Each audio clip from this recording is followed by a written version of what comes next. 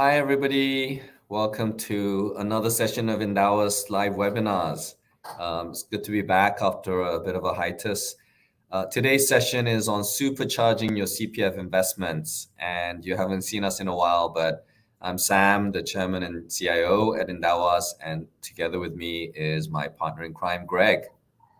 Hi, Greg. Hi, guys. Greg here, CEO of Endowus. It's been a Hey, long Sam. time, Greg. It's been a long I time. know. Why don't you kick us off, Sam? Okay, sounds good. So we're gonna get going, guys. Just a quick plug on next week's sessions. It's like buses. There's no buses, and two come along at the same time. Next week we have two webinars. One is on the first quarter performance. So myself and Yulin. It's a new picture of Yulin, so I almost thought it was another person. And then on Friday, we have a special, interesting session together with great partners, Calm Collective, and also Raffles Medical, on minding your money, managing your financial health for a better state of mind. So please join us for these two events, which is going to be really exciting and fun. What is not fun are the disclaimers, but as an MAS licensed entity, we have to show it. And then the Slido poll. So the numbers are correct, 871134. If you're joining us from on YouTube, then you can see below all the details of, you can find the Slido poll details there as well. So please leave your questions there. Also go in and upvote the questions that you want answered the most so that we can refer to it and answer them first. Okay, so just a quick intro of Endowus, since it's been a long time and we may have people that have not joined us before on these webinars. So what does Endowus do? We help everyone invest better so they can live easier today and live better tomorrow. That's our mission. We have, experienced a very, challenging investment environment. And this kind of environment, it's even more important that you find the right partners in like building your wealth over the long term.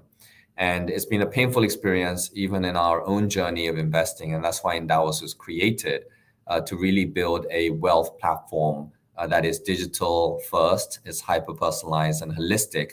And we are the only digital platform that does private wealth and public pension, backed by some of the most leading global strategic and venture investors. I just want to highlight, for example, UBS, the biggest private bank in the world. Their first fintech investment in Asia Pacific is Endowus, and we're backed by global brands like Samsung and Singtel, and some wonderful investors, including Singapore's own Economic Development Board, their global investment arm, EDBI. So the government-backed entity have invested in us and validated us, so that's great. We are, the only platform that can do CPF, SRS, and cash holistically in one seamless app, and so that's really important for us. The three pillars of success and things that we're trying to solve is the advice problem. There's a lack of good advice. There's a lack of aligned advice that's working towards the best interests of clients. And so, improving this advice piece was really critically important to us. Also access, I worked at a large institutional asset manager for a long time. UBS, Greg worked at UBS. And we see how institutional investing is done, and we needed to bring that to the individual investor here in Singapore.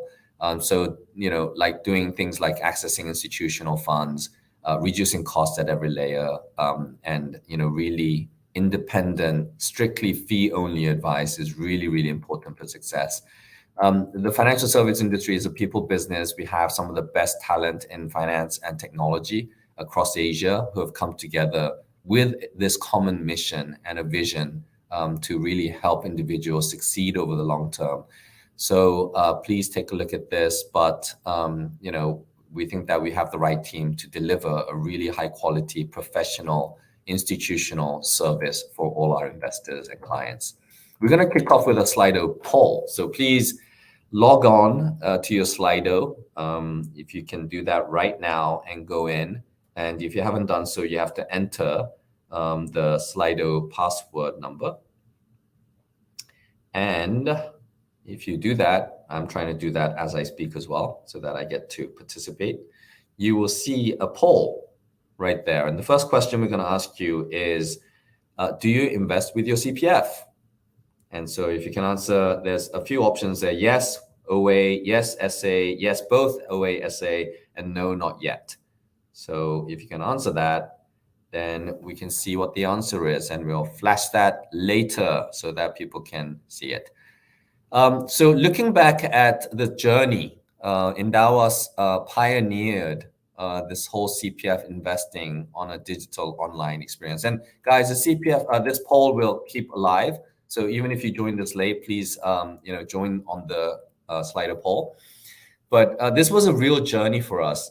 As many of you know, Endowus was, built with the mission of trying to solve this piece of retirement adequacy for individuals and trying to do our part in solving the global pension crisis. In Singapore, to do that, CPF is such a critical piece of it. And we worked for over 2 years to solve this problem because it was a completely offline experience. No one had really built a proper digital experience and a seamless experience. It was really costly to invest your CPF. There was very little advice, if any. And so we worked really hard to build a purpose-built technology and a digital experience. We had to convince the 3 local banks, DBS, OCBC, and the last one was UOB. Greg was actually working with them to create an online onboarding and account creation process for opening your CPF investment account.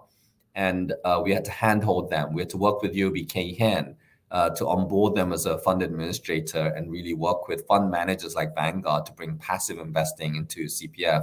So it took us a long time, but that journey was well worth it. And, we got approval by the CPF to begin CPF investing on our online solution at the end of 2019. And we've continued to work hard to improve the CPF investing experience for all our investors and all CPF members for that matter, and continue to upgrade the portfolios, continue to provide more choice in investable options in the CPF piece.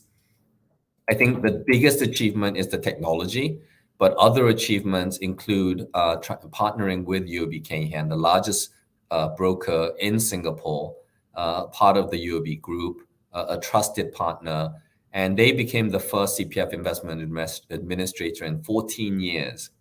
And really, it was to enable this low-cost, scalable service for CPF Investment Scheme together with Endowus. So Endowus and UOB Kay Hian partnered up together to achieve this outcome. Now, the second one is something that we introduced for the first time, trailer fee, 100% trailer fee rebates, which is very unusual in the industry because that's how most distributors of funds, brokers, banks, everybody, including the fund administrators like IFAS, Fund Supermart, Philip Poems, and Navigator Doladex, all of these guys make money off of trailer fees. We announced from the get-go that we will not keep a single cent of trailer fees that are paid to us. So we have returned more than $650,000 of cash back in less than 2 years from CPF investments made by retail investors like yourselves.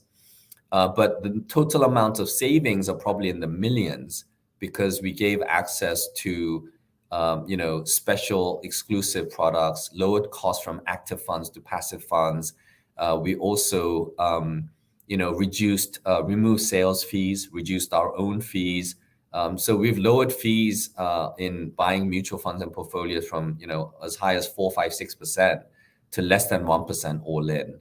So that was a tremendous achievement. When we came in, there were no passive index funds available in CPF, which was shocking for us. And so we worked with Vanguard, the largest mutual fund and passive index fund and the originators of passive index investing. And we brought them in to CPF together with Lion Global, our valued partner here locally in Singapore. And things like the S&P 500 index fund and the Global Stock Index Fund are now a regular piece of CPF investing. We've just recently had Monial, a competitor, come into this CPF space. And they're using these funds because of what we've been able to achieve.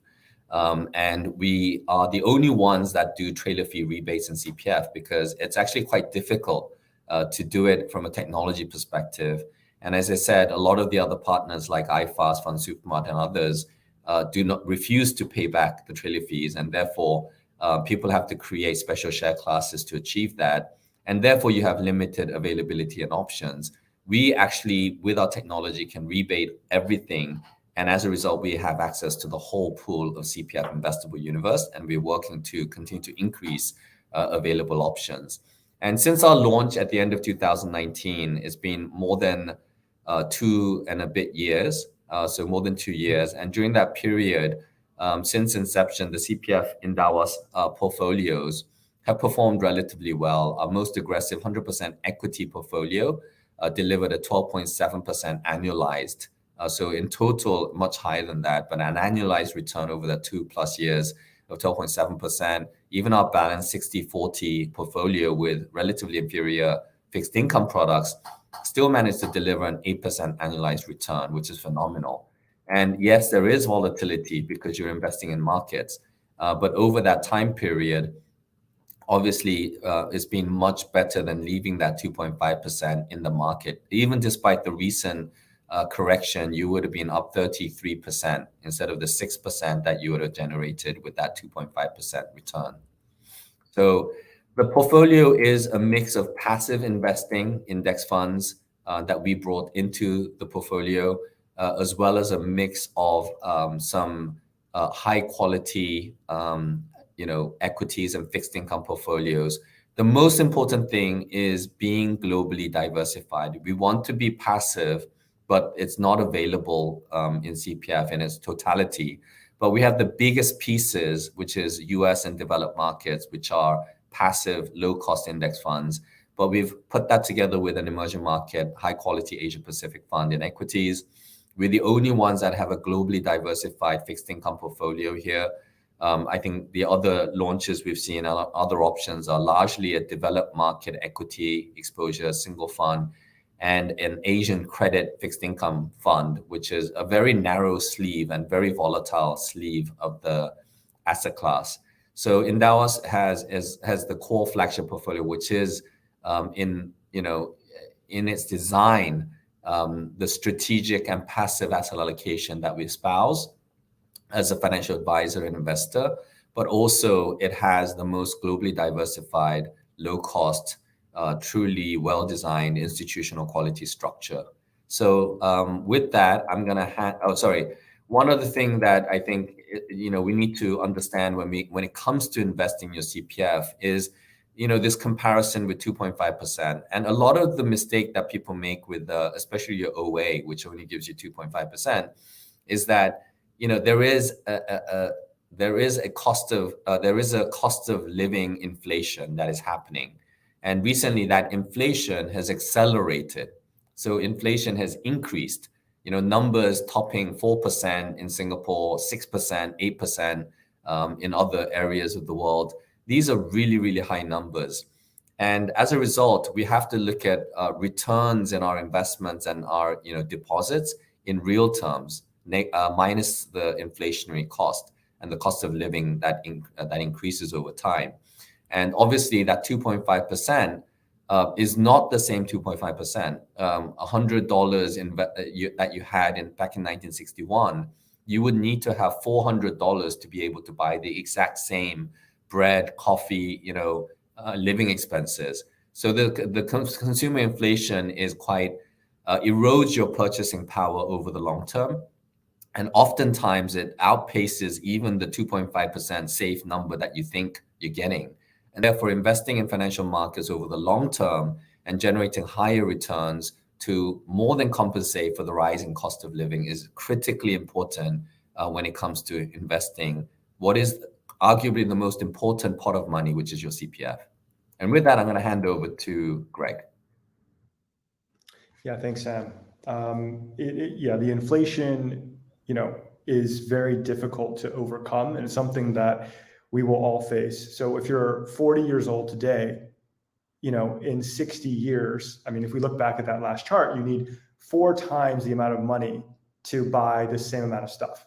So when you're 100, you'll need 4 times the amount of money. And I always tell people, I don't want to have to have a decreasing quality of life because I did not manage my investments well. And it's not like you have to be managing your investments every day. You can just make your money work harder for you. So with that, we'll talk a bit about investing your CPF and the rationale behind that. Singapore, and this is a brilliant program, has the highest mandatory savings per capita in the world. CPF, 37% contribution for most of your working adult life, 20% from the employer, 17% from the employee. So your total CPF contributions, $26,000 over $1,000 per year, and that's excluding the bonus part. So the actual number can actually be higher. The total amount of CPF OA you're contributing is in that range as well when you have a salary of $6,000. So really, really important that you are already saving this money, and it's about unlocking that savings so that you can live better in the future by doing something today. Next slide, please, Sam.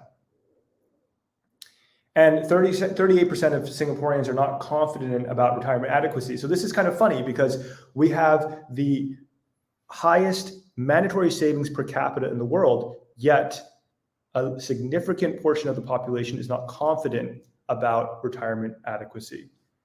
Next slide, please, Sam. And it's not a surprise that a very small piece of the total investable or the total CPF program is actually invested. CPF has grown to be enormous. This is a chart that is not to scale. Over $500 billion that is saved by everyone here, by the citizens of Singapore and the PRs of Singapore, that is saved in the system. About 170 billion that is currently in the CPF OA, and under 18 billion, so 17 billion of your CPF OA invested. So a huge amount of uninvested CPF OA. Next slide, please, Sam. And oftentimes, when I talk to friends about investing their CPF, this is what they say.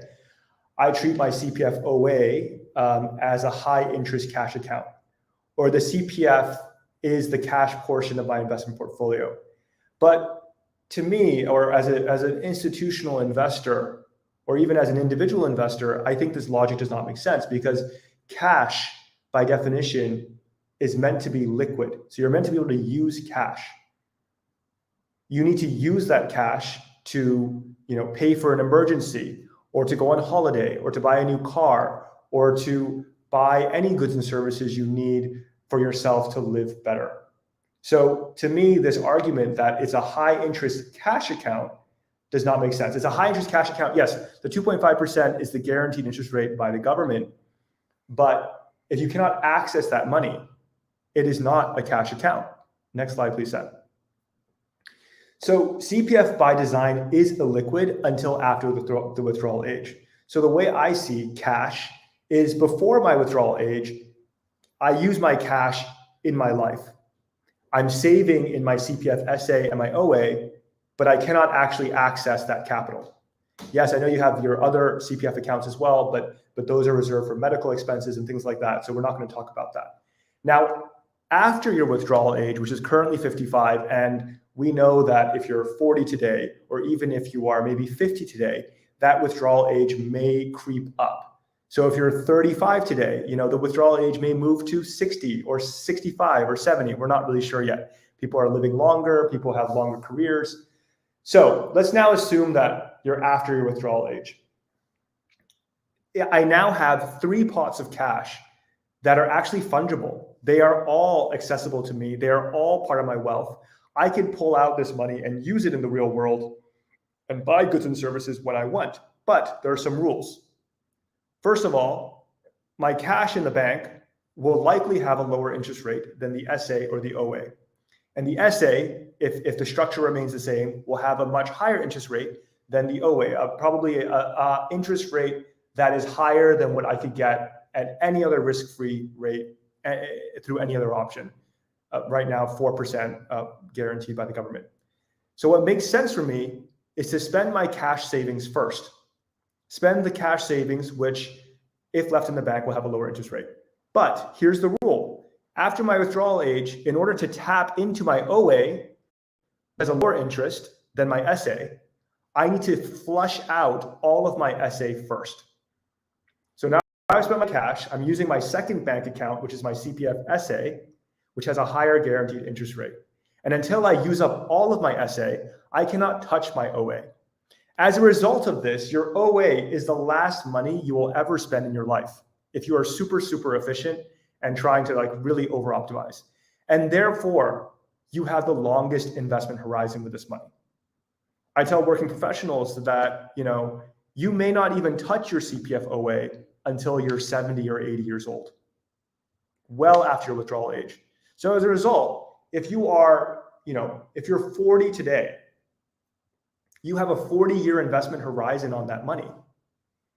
And we'll talk about this in a few slides, but being a good investor is about investing appropriately for the time horizon that you have and being able to stomach that volatility, those ups and downs.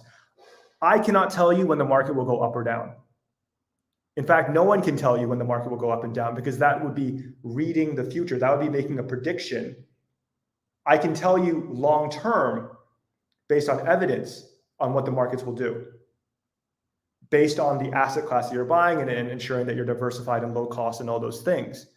But if you have a 40, 50-year investment horizon, you have a fantastic opportunity to invest.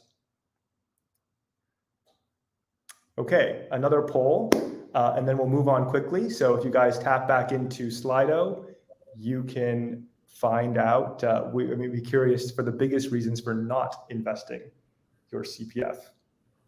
I think the previous answer was neck and neck between investing and not investing your CPF. So the second one, please. And I was surprised. There's also quite a number who are investing OA and SA. Yeah. Which is an interesting fact. So really quickly, a very common question is deciding between housing and retirement needs. Now, there is and this is, I'm not saying this will happen to you. So when you use your CPF OA for property purchase and you sell that property, you need to return the money to your CPF plus any accrued interest. And there's a growing number of transactions in this space where the sale of that property is less than the accrued interest. So there's been a growing number year on year. I'm not here to make predictions about the property market. Home ownership in Singapore is extremely high, and it's just a fact that we should just be aware of. Next slide, please, Sam. I think the critical things to think about on whether or not you should use property is if you're using property for investment, it frees up cash for other expenses and obligations. And if your cash savings are not sufficient, your CPF can help you afford a bigger down payment. And I personally am all for money enabling your life. So if you're buying the home of your dreams and you have cash savings and you use your CPF as a down payment, I absolutely think you should do that. As long as you think you have income coming in and you can support that mortgage and everything else. I absolutely think you should do that, because if that's going to make you happy, that's the right way, and serve your family in the best way. I think that's the right way to use your money. But as we saw on the previous slide, be careful about the negative cash sale, where you might have to top up in cash to pay back into your CPF. And you will have less CPF money to prepare for your retirement adequacy through investing.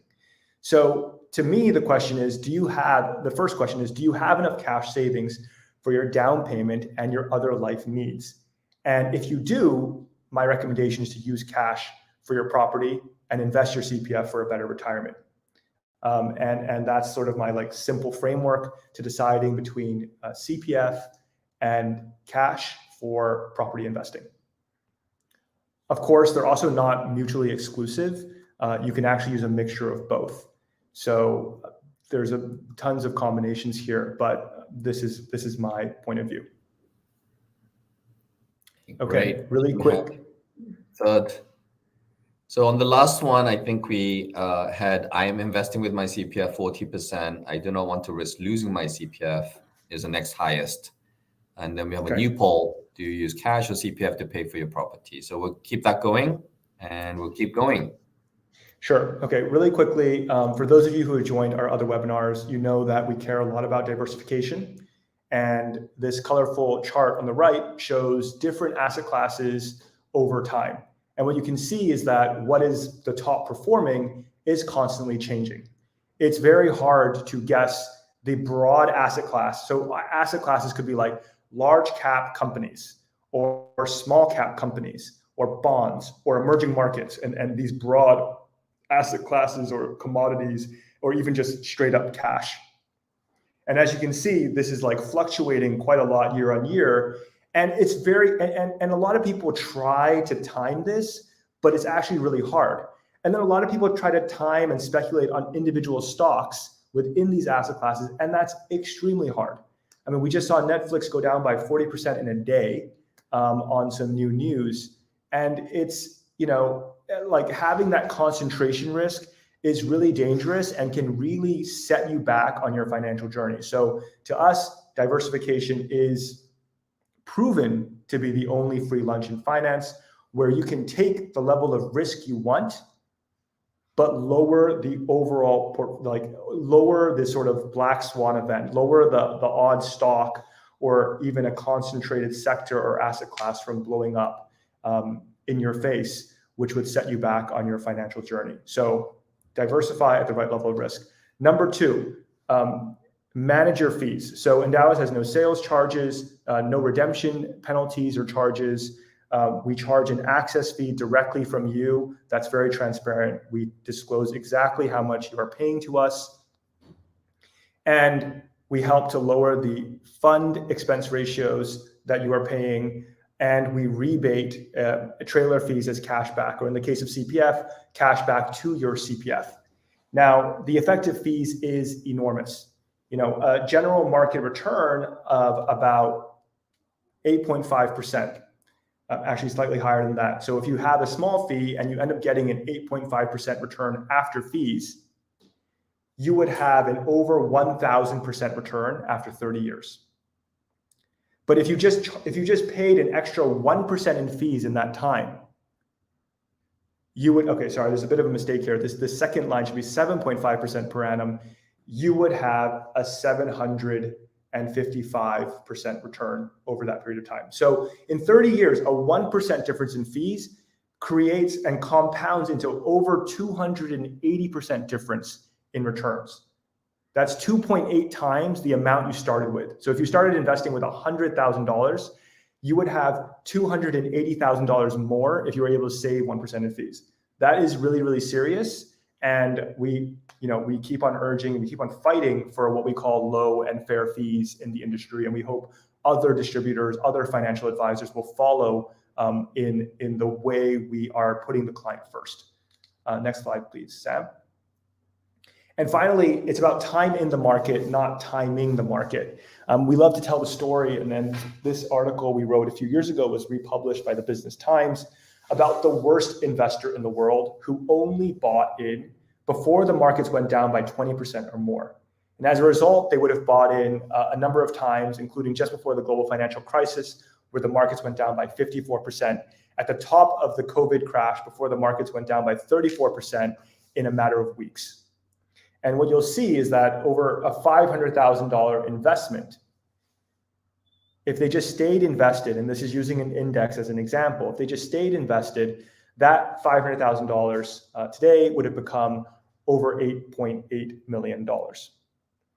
Now, even if they withdrew at the depth of the global financial crisis, so that's this gray box at the bottom here, even if they withdrew at the depth of the global financial crisis, they still would have had a positive return of 6.3% annualized, which compounded over this period of time is enormous. A $400,000 investment would grow into 1.5 million by being broadly diversified in equities. But you are tolerating a lot of fluctuation through that process. So next slide, please, Sam. Common question. My CPF OA pays me 2.5% guaranteed by the government. But, sorry, next slide. But your CPF is your long-term money, as we talked about earlier. Your OA in particular is your longest term money. That's the money that you will be living off towards the end of your life. And because you have that amount of time, you should be accepting volatility to capture those higher expected returns. I saw some questions on Slido around like Q1 performance, what's happening to the CPF portfolio. It's down a bit. It's down 5 to 6% year to date. And it's, this is exactly what is expected.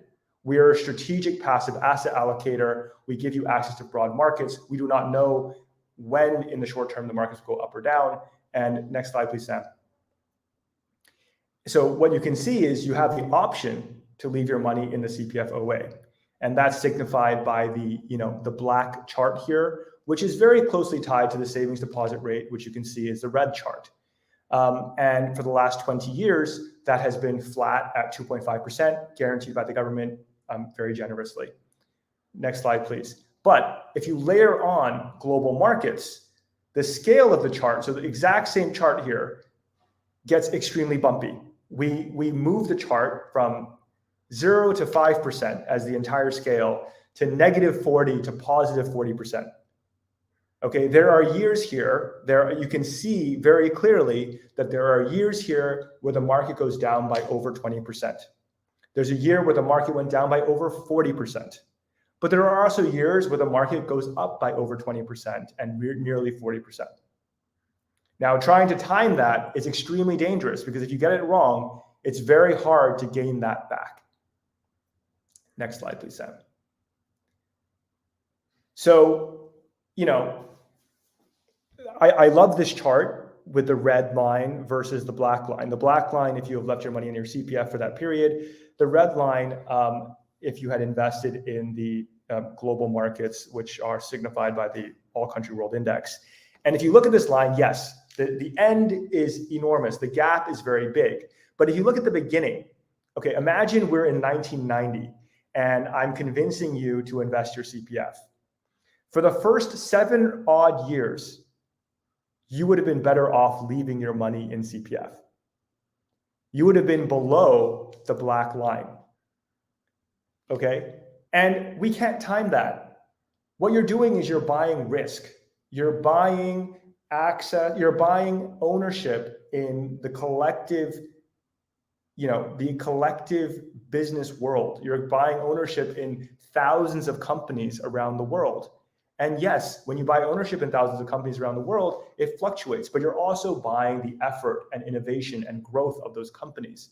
And in the long run, when you have enough time, and again, this is why investing in your CPF OA in particular is so strategically important to our mission, helping people unlock the potential of their CPF OA, you can do very well.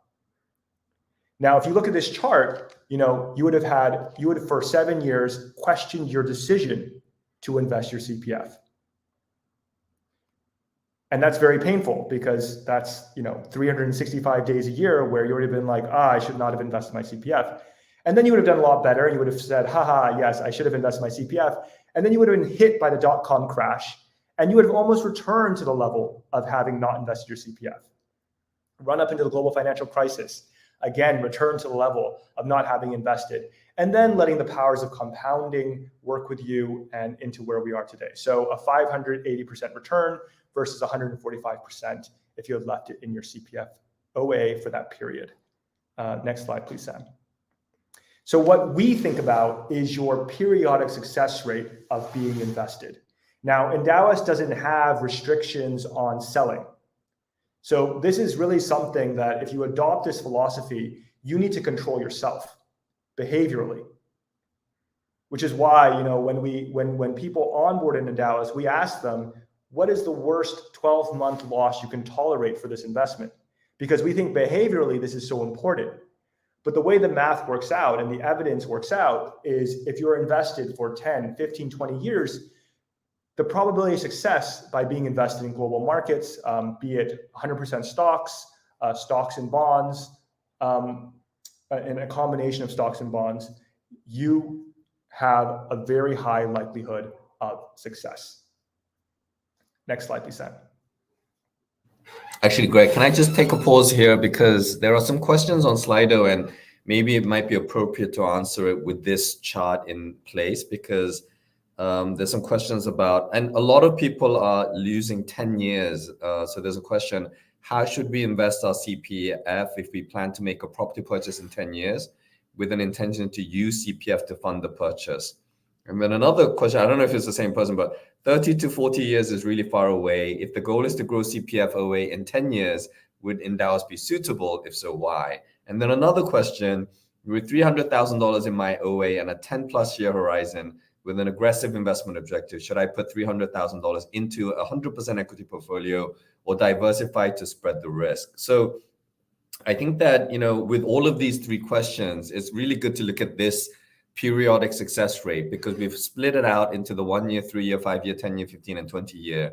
And these numbers do move a little bit, but it doesn't completely change dramatically. Obviously, the recent periods have been great, numbers. And then more recently, the numbers would have deteriorated a little bit because January to March, we saw the markets pull back. But the periodic success rate improves over time. That's the first conclusion. The longer you invest, the more you will gravitate towards an average return that is the mean return of the markets. Because some years it will be positive, some years it will be negative. We showed that chart with the bar charts going up and down.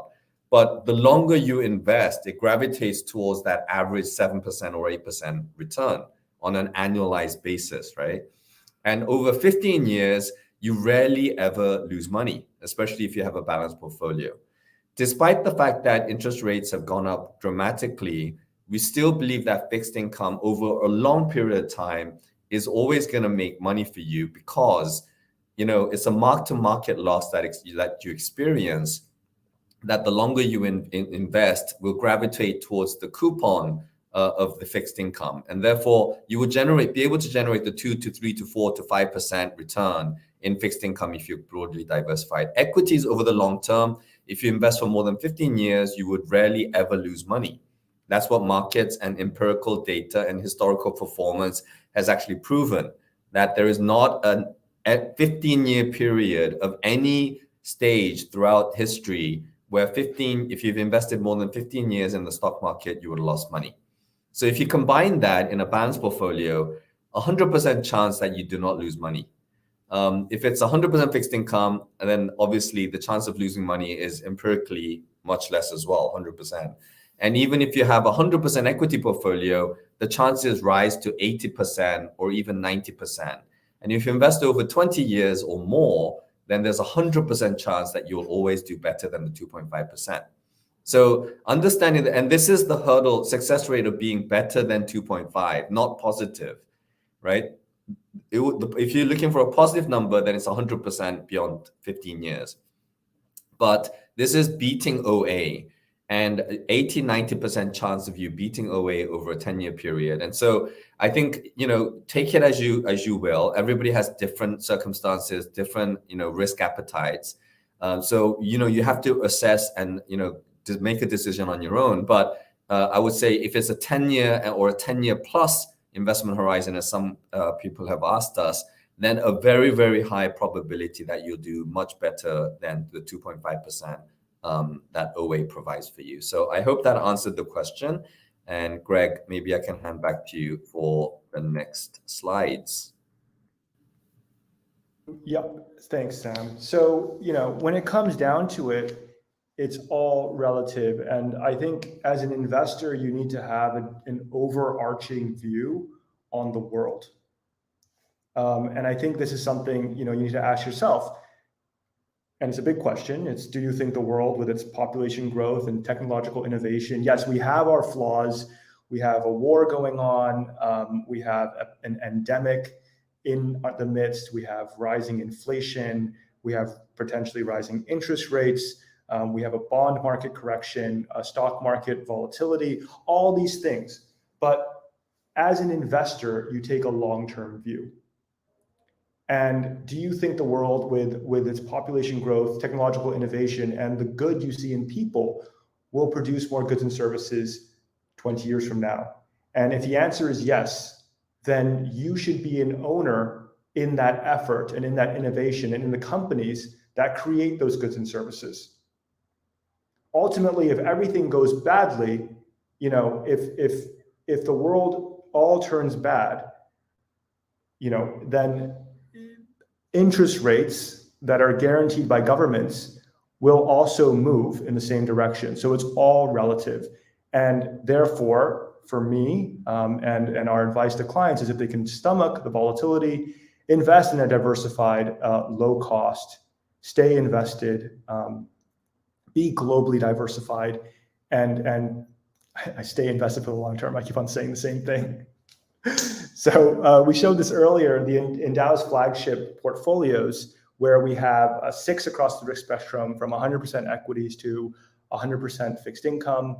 You can see here, since we launched the service back at the end of 2019, our 100% equity portfolio is up 33%, 26% for our 80% equities, 20% fixed income, and 20% for the 60% equity, 40% global fixed income.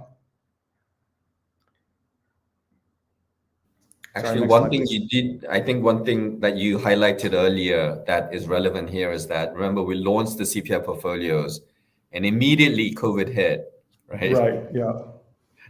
That slide, it went into negative territory immediately after we launched the service. That was not an easy period, especially for our investors and for ourselves as well. Many of our employees also put money in there. But, this is what markets do. And look what happened after that. And if you had sold out or if you had panicked, then it would have been the wrong behavior, because this is the pot of money where you would have, monthly saved every month throughout this period in March. And it would have been the right thing to do because the markets would have recovered. And the same thing with the recent correction. And it's really encouraging to see that many of our investors and clients are doing this regular savings plan with their CPF, even with their SRS and their cash savings. And it's setting themselves up for success over the long term. Great. Was that it? Thanks, Sam. That's it. All right. I think there are some questions that are being Jimmy, thank you again for joining us, but also a question, when are we planning to introduce ESG portfolios to invest using CPF? I think there was also a question about fixed income portfolios not performing so well. And, unfortunately, we've been fighting this fight for a while with CPF. But you have to understand that CPF included funds are a limited number of funds. And we're trying to improve that. And there was a question on Dimensional. We're working hard with Dimensional to bring Dimensional funds into CPF. We're working with other global and local fund management companies to try to bring better products into CPF. And it's the same with ESG. We have highlighted, sustainable portfolios, Sharia-compliant portfolios in the CPF list. But there just isn't enough for us to build a globally diversified, low-cost solution across the risk spectrum in equities and fixed income. And so it's been difficult for us, but we are still working hard, guys. We're not lying down and not doing anything. We are working to bring ESG solutions into CPF. So hopefully that will happen. We are working to bring more diverse selection of low-cost passive index funds. So that's exciting. And we hope to be able to announce that in several months. Dimensional is continuing to work to come in. Maybe it's, maybe end of the year rather than earlier. So, we are still working with them on that. And we're also diversified the fixed income range, because there's a lot of limitations on fixed income investing in the CPF list. So that's one of the reasons why I think the fixed income portfolio has lagged a little bit, on the way up. But also on the way down, it's been actually a bit more defensive because it's a little bit more short duration in the construct, as opposed to our flagship portfolios in other solutions. So I think overall, the selection of funds available within CPF is a little bit limiting for us, but we're working hard to continue to improve that. Sam, maybe you can stop sharing your screen. Yep, sure. Really quickly. I wanted to share our investment fund list and help everyone sort of understand maybe the different options available on CPF. So let me just try this out really quickly. Can you guys see my screen? No, I think JP or Shingxi, can you help? Sorry about that. Let's try. Okay, sorry. Let's answer some other questions. I'm having Okay, okay. a problem just really Okay, quickly. I'll answer other questions then. Okay. So there's some questions on performance. Oh, lump sum. Let's do lump sum first because there was a question earlier about the 300,000, whether I should put it all in, and then would you recommend a lump sum investment using CPF, invest one time and leave it for 20 years, or a monthly type investment dollar cost averaging? Now, we have an article on Endowus Insights as well on this. If you just look at the data, if you're a data-minded, empirical evidence, scientific kind of logical person, then the logical, statistical, and empirical data suggests that the lump sum always wins out. Because if you look at the shape of the market returns over the long term, it's kind of upward sloping, especially in equities, right? So therefore, okay, hold on. So sorry. So yeah. So on the lump sum versus dollar cost averaging, if you look at markets, if you're diversified, so if you're buying a single stock, it's random. But if you're diversified into global markets, about 60% of the time over the duration of a year, those markets will be upward sloping. When you stretch that out even further, the percentile of success or the percentile of upward sloping increases. So as a result, dollar cost averaging, when compared against lump sum investing from a purely academic standpoint, loses out in terms of your probability of success. But behaviorally, it can be very hard to commit in one shot. And we tell a lot of clients that, markets are volatile and I don't know if they're going to be lower a week from now or 3 weeks from now or a month from now than what they are now. So what you can do is maybe, if you had $100, as an example, you can invest 20% every week or to make it into that 100% allocation that you're trying to get to. Or you can invest 25% every other week or something. So you'll get there in just 8 weeks to 100% of what you want to invest. And then when it comes to CPF investing in particular, I mean, the real beauty of CPF investing, as long as you're employed and you have an income, is that your money is constantly flowing into your CPF. And on a recurring basis, we can, or with your permission, Endowus can pull a set amount of money. For most of our clients, it ends up being around $1,200 a month from your CPF into your portfolio on a recurring basis. Like let's say on the 25th of every month or on the 1st of every month, we can pull that money into the portfolio of your choice and let that roll and roll and roll.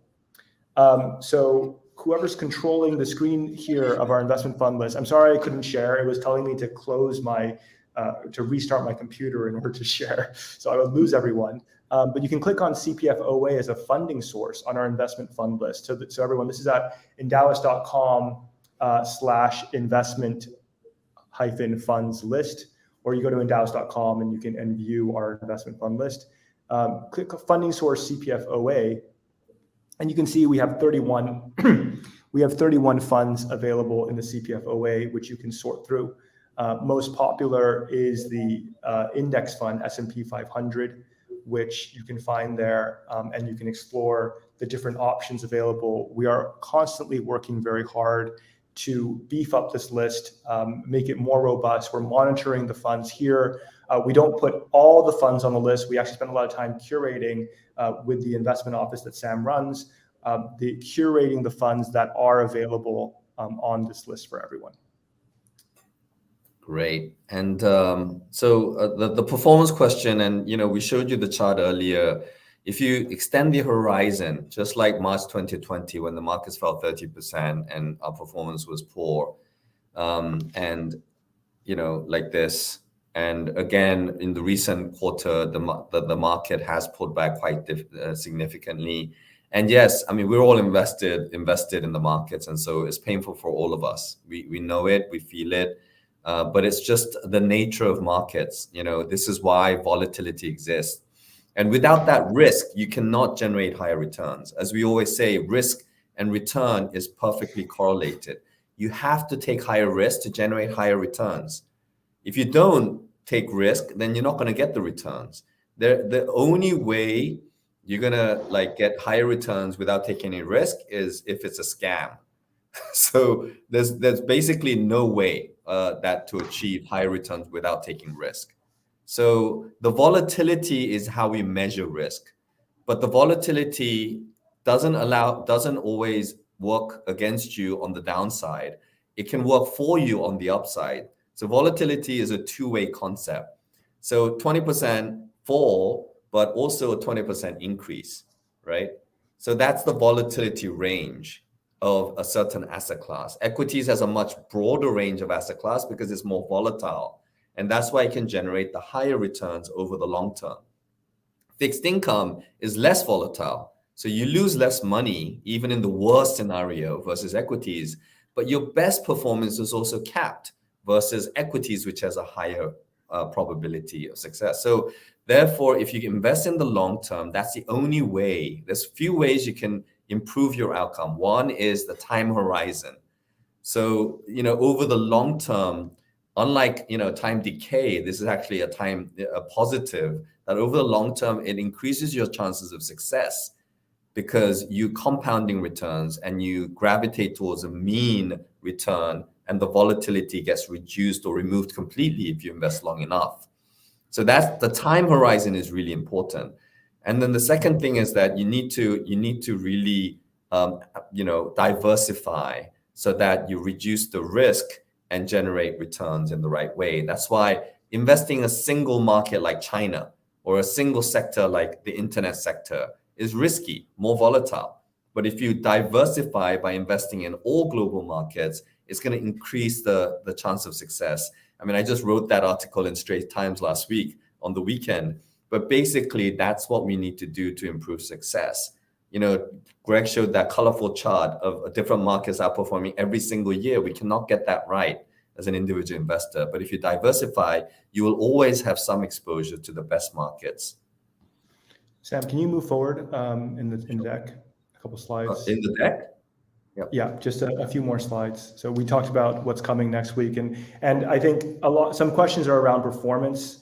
And join us next week for Sam and Yulin in the investment office where we do a deep dive on Q1 performance. So please join us for that. Okay, really quickly on the left-hand side of the page here, and we get a lot of questions about how do I get started, how do I invest my CPF. How do I onboard? How do I set up my first goal? How do I make sure my first goal is the correct goal for me? We actually have a short session right now with our licensed advisors. So if you scan the registration link on the left, you will get tapped into a Zoom where a number of our MAS licensed advisors will be waiting at 8 o'clock in just 5 minutes to answer specific questions and to do a guided walkthrough of investing your CPF for those of you who have not yet and are interested in learning more. And if after watching this webinar, you think it's a relevant solution for your wealth. So please join us for that. If you can't make it right after the session, we have Experience Endowus every Friday. And that's the QR code on the right. Sorry, QR code is getting very confusing and everywhere now. So that's the QR code on the right. It's every Friday at 12 noon. So you can join us for that session, again, with our MAS licensed advisors. So the link is also in the description underneath on YouTube. So you can click on that link to get on and get a guided walkthrough and where you can onboard in real time with our licensed advisors and ask questions in real time. And just thank you guys for asking so many great questions, and we'd love to stay and answer everything, but we have a time limit. But there is one question that I want to address, which is any difference between investing in S&P 500 index fund and global stock index fund? So as we mentioned, I think one of the reasons why somebody's asking this is obviously because Money Owl launched a CPF solution, and they only put one fund in the equity piece, which is the global stock index fund, which we brought into CPF. But it despite the name global stock index fund, it's actually a developed market only fund. So it actually is developed markets, including US primarily, and then Europe and a few developed markets like Japan and Australia. So it's a very narrow subsect. It doesn't have emerging Asia. It doesn't have emerging markets as a whole. And it's very different from the S&P 500 index as well, which is a US, but heavily skewed towards the large cap and global brands that we know of. So our portfolio is globally diversified. It includes both the global, it includes the S&P 500, but it also includes emerging markets in Asia. And I think that, as we've shown, we shouldn't be so focused on the flavor of the month. What's the most recent best performer? And there's another question about Kathy Wood's Ask Funds and how, everybody loaded up on technology and have suffered quite tremendously, whether exposed to the US or China, for example, and being hurt by that performance quite a lot. And so same thing, I think we need to be truly diversified in our core portfolio. We start with that core where you allocate a meaningful chunk of your assets of maybe up to 50% or more in a very globally diversified portfolio rather than expose yourself to additional risks that you don't necessarily need to take. And so the indexes are quite different. We need to know what we're investing in, and we need to be globally diversified. And the Endowus portfolio is the most globally diversified. It's also has a special rebate, even on the passive funds that we don't publicize, but it is the lowest cost in CPF as well. So you are always going to be achieving success with the Endowus CPF portfolio. And with that, I think we are, sorry, go ahead, Greg, you want to? No, I wanted to add that, through the Endowus Fund Smart portfolio, you can actually create your own portfolio or pick a single fund.